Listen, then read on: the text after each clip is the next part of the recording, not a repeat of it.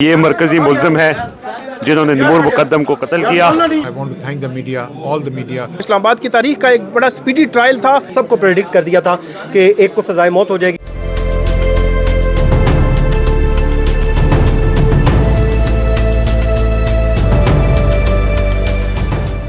बिस्मिल्लाहिर्रहमानिर्रहीम, अस्सलाम वालेकुम। मैं हूं रिजवान गिलज़ई और आप देख रहे हैं बातचीत। इस्लामाबाद के सेशन जज अतार रब्बानी ने आज नूर मुकद्दम केस का फ़ैसला सुना दिया है और नूर मुकद्दम को कत्ल करने वाले मरकज़ी मुल्ज़िम ज़ाहिर जाफ़र को सज़ाए मौत सुना दी गई है।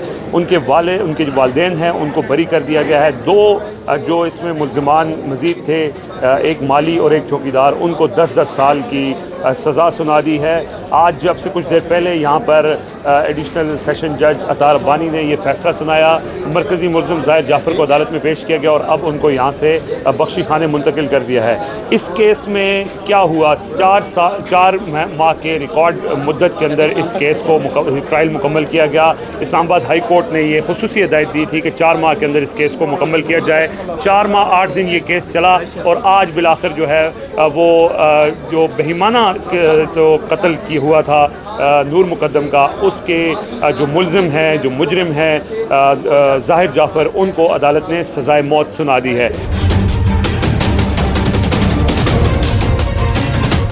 मुल्ज़िम ज़ाहिर जाफ़र जो इस वक्त पुलिस जा रही है, ये आप देख सकते हैं। ये मरकज़ी मुल्ज़िम है जिन्होंने नूर मुकद्दम को कत्ल किया और इनको सज़ाए मौत सुना दी गई है। पुलिस इनको यहाँ से लेके जा रही है। ये आप देख सकते हैं, ये मनाज़िर, ये है मरकज़ी मुल्ज़िम ज़ाहिर जाफ़र जिसको सज़ाए मौत सुनाई गई है। ये मरकज़ी मुल्ज़िम है जिसको पुलिस ने गिरफ़्तार कर लिया है और इनको अब सज़ाए मौत सुनाई गई है। इस सारे ट्रायल के दौरान जो सिविल सोसाइटी है, जो वकला हैं, इसके अलावा जो मीडिया है, उन्होंने बहुत ज़्यादा जो है इस केस को लाइव रखा और यही वजह है कि 4 माह के अंदर ये केस मुकम्मल हुआ, इसका ट्रायल मुकम्मल हुआ। इस केस को कवर करने वाले जो मीडिया के नुमाइंदे हैं उनसे हम बात करेंगे कि थ्रू आउट द केस किस तरह से इस सारी प्रोसीडिंग्स हुई। हमारे साथ मौजूद होंगे साकिब बशीर, फ़याज़ महमूद, उनसे हम बात करेंगे और उनसे पूछेंगे कि इस सारी सूरत हाल में वो इस फैसले को किस नज़र से देखते हैं।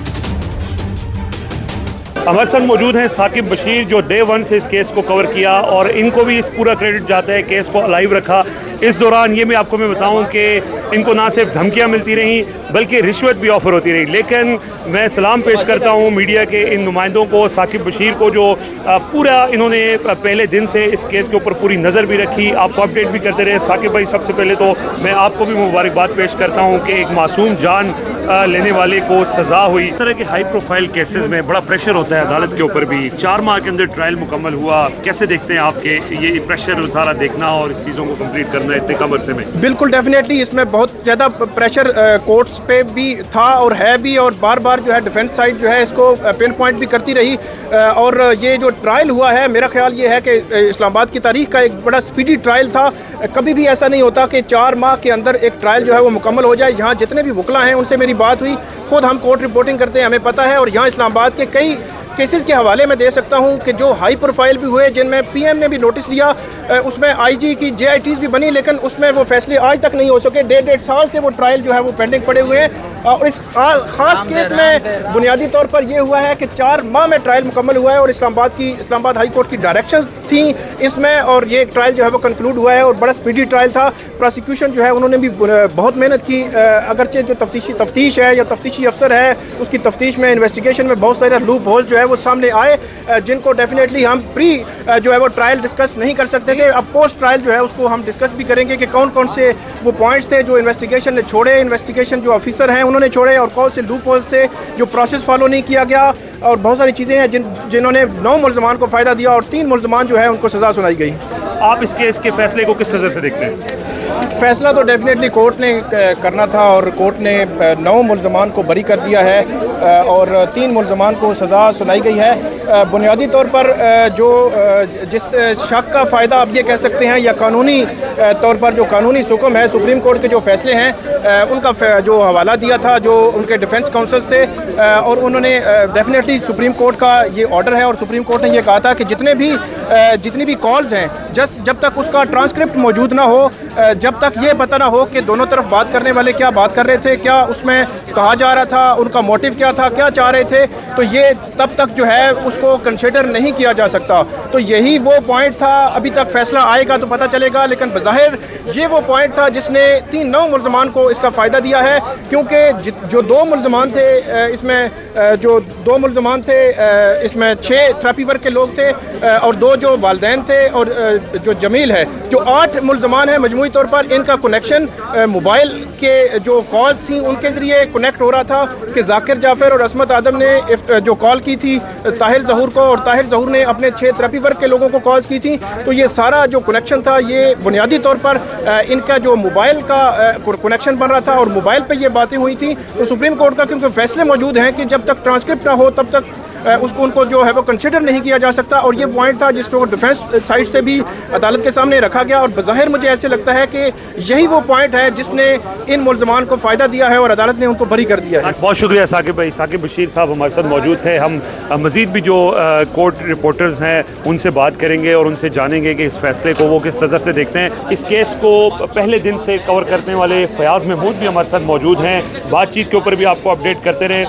फ़याज़ साहब, आपका भी बड़ा रोल है, आपने भी बग़ैर किसी धमकी में आए, बग़ैर किसी प्रेशर में आए, बग़ैर किसी ऑफ़र को ठुकराते हुए आपने इस केस को जो है वो कवर किया है। पहले तो आपको मुबारकबाद। कैसे देखते हैं इस फैसले को? बिल्कुल ठीक फैसला आया। फैसला आने से चंद मिनट पहले मैंने जो कोर्ट रूम में 2 से आप पूछ सकते हैं, सबको प्रेडिक्ट कर दिया था कि एक को सज़ाए मौत हो जाएगी और 2 को तकरीबन 10-10 साल की सज़ा हो जाएगी। मेरी प्रेडिक्शन थी, क्योंकि जो एविडेंस आया था उसमें मुझे लगता था बाकी सब बरी हो जाएंगे। कुछ दोस्तों ने इख्तलाफ किया, वो समझते थे कि नहीं सबको थोड़ी बहुत सज़ा मिलेगी, लेकिन मेरा मानना था कि जिनका रोल बनता है वो सज़ा उन्हीं को होगी और वो उन्हीं को सज़ा हुई है। और ये एक्सपेक्टेड फैसला था, इसमें कोई अबहाम नहीं था। ये मालूम था कि 3 लोगों को सज़ा होगी और वो हो गई है। फैज़ साहब, हाई प्रोफाइल केस था और जैसे आपने बताते भी रहे कि बड़ा प्रेशर था जजेस के ऊपर भी, मीडिया के ऊपर भी, फिर भी इतना स्पीडी ट्रायल होना, 4 माह के अंदर मुकम्मल होना, कैसे देखते हैं? बहुत ये इस्लामाबाद की तारीख में मेरे ख्याल में पहला ऐसा केस बन गया है जो इतना स्पीड से ट्रायल हुआ। एक बड़ा कत्ल था, बड़ा मर्डर था और उसके फौरी बाद ये न सिर्फ इस पर स्पीड आई बल्कि आला अदलिया ने भी इस पर डायरेक्शन पास की। तो उसके बाद ये केस अपने मंतकी अंजाम को पहुँच गया। मेरी शाखावर साहब से अभी बात हुई, वो भी ये कह रहे हैं कि हम भी यही एक्सपेक्ट कर रहे थे कि 3 लोगों को मकसद था सज़ा होनी चाहिए थी। बाकी वो समझते हैं कि हमें भी पता था कि नहीं होगी और वो नहीं हुई। बिल्कुल। आप बस आपसे ज़्यादा टाइम नहीं लेते, ये इतना बता दें कि इस सारी सिचुएशन में जो फैमिली के अंदर वो इस्लामाबाद हाई कोर्ट से रजू कर सकते हैं। जिन्होंने भी अपील करनी है, ज़ाहिर जाफ़र जो 2 माली और इफ्तिखार हैं, ये अपील करेंगे और शौकत मुकदम वो अभी फैसला करेंगे कि आया कि उन्होंने रजू करना है कि नहीं करना। मेरे ख्याल में रजू करेंगे एक कानूनी कार्रवाई पूरी करने के लिए, क्योंकि ऊपर तक जब मामला जाता है तो फिर देखा जाता है कि यार ये लोग भी इन्वॉल्व किए गए थे, बाद में अपील नहीं की। तो मेरे ख्याल में अपील में ज़रूर जाएंगे, लेकिन वो उस तरह फॉलो नहीं करेंगे। उनको भी मालूम है कि उनका कोई बहुत ज़्यादा कसूर नहीं था। बहुत शुक्रिया फ़याज़ साहब, आपको भी मुबारक हो। इस सारे केस को डे 1 से कवर भी करते रहे और इस दौरान आपको भी अपडेट करते रहे। और मैं ये यहाँ पे ज़रूर बताऊँ कि कुछ चीज़ें चूँकि ट्रायल के दौरान थी तो ये उस तरह से खुल के उसका इजहार भी नहीं कर सकते थे, लेकिन आगे चल कर भी आपको ये बिल्कुल बताएंगे कि इनके ऊपर क्या क्या प्रेशर आता रहा, कौन कौन सी इनको ऑफ़र्स दी गई, लेकिन इन्होंने हक़ का साथ दिया और आज हक़ की फतह हुई। आज के लिए इस्लामाबाद की जो मकामी कोर्ट्स हैं, एफर्ट कचहरी, यहाँ से इतना ही। आपसे मज़ीद भी बात होती रहेगी। अब इजाज़त दीजिए, अल्लाह हाफ़िज़।